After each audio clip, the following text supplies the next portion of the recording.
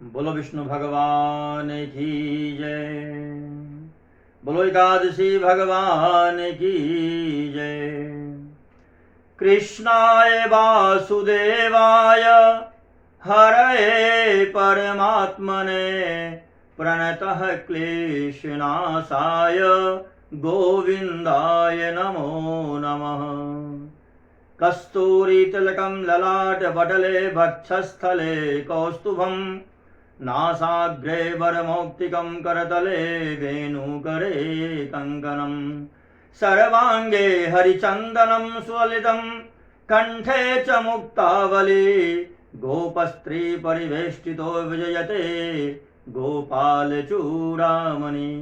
बोलो विष्णु भगवान की जय। प्यारे भक्तों, इस साल अजा एकादशी व्रत में रवि पुष्य योग बन रहा है।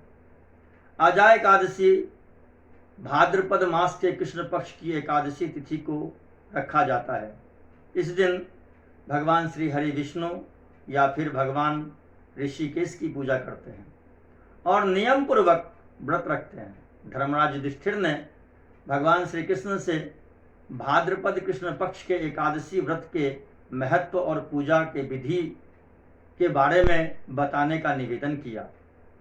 तब भगवान श्री कृष्ण ने बताया कि यह अजा एकादशी नाम से लोकप्रिय है। इस व्रत को करने से सभी पाप नष्ट होते हैं। व्यक्ति को अश्वमेध यज्ञ करने के समान पुण्य मिलता है और अंत में मृत्यु के पश्चात व्यक्ति को वैकुंठ में स्थान मिलता है। एकादशी के दिन सुबह जल्दी उठकर स्नान आदि से निवृत्त हो जाएं। घर के मंदिर में दीप प्रज्वलित करें। भगवान विष्णु का गंगाजल से अभिषेक करें। भगवान विष्णु को पुष्प और तुलसी दल अर्पित करें। व्रत रखें तथा इसके बाद कथा का श्रवण करें। भगवान को भोग लगाएं। इस बात का विशेष ध्यान रखें कि भगवान को भोग सिर्फ सात्विक चीज़ों का ही लगाया जाता है। भगवान विष्णु के भोग में तुलसी को जरूर शामिल करें। ऐसा माना जाता है कि बिना तुलसी के भगवान विष्णु भोग ग्रहण नहीं करते हैं।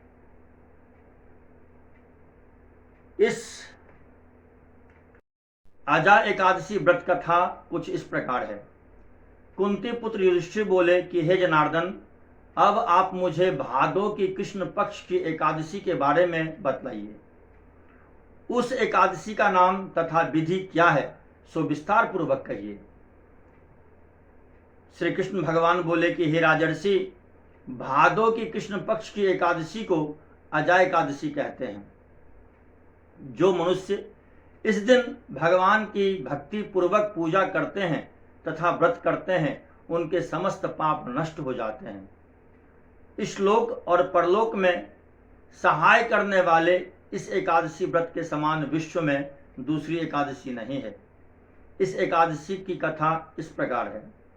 प्राचीन काल में एक चक्रवर्ती राजा हरिश्चंद्र राज्य करता था। वह अत्यंत वीर प्रतापी तथा सत्यवादी था। उसने किसी अज्ञात कर्म तथा प्रतिज्ञा से राज्य को त्याग दिया और अपनी स्त्री तथा पुत्र को बेच डाला। वह स्वयं एक चांडाल का सेवक बन गया।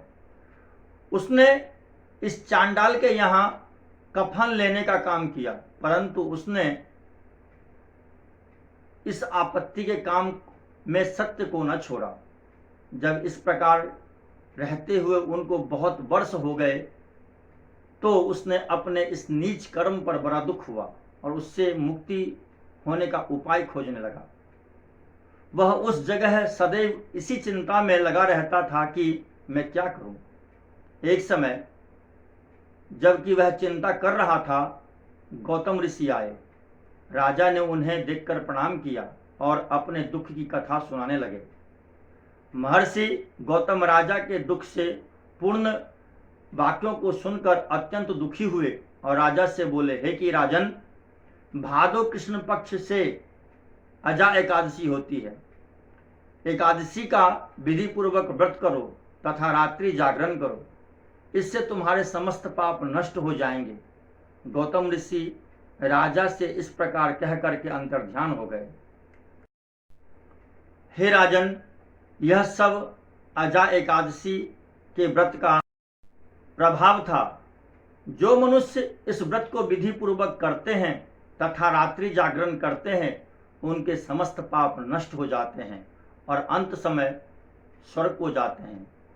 इस एकादशी की कथा के श्रवण मात्र से ही अश्वमेध यज्ञ का फल मिलता है और मृत्यु के पश्चात वैकुंठ लोक की प्राप्ति होती है। भगवान विष्णु के चरणों में, भगवान विष्णु के श्री चरणों में स्थान प्राप्त होता है।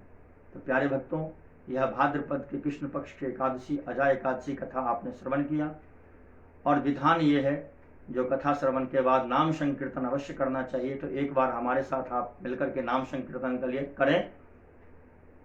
श्रीमन्नारायण नारायण नारायण, श्रीमन्नारायण नारायण नारायण, श्रीमन्नारायण नारायण नारायण, श्रीमन्नारायण नारायण नारायण, श्रीमन्नारायण नारायण नारायण। बोलो विष्णु भगवान की जय, बोलो एकादशी भगवान की जय, बोलो आज के आनंद की जय, बोलो बांके बिहारी लाल की जय। जय जय श्री राधे श्याम।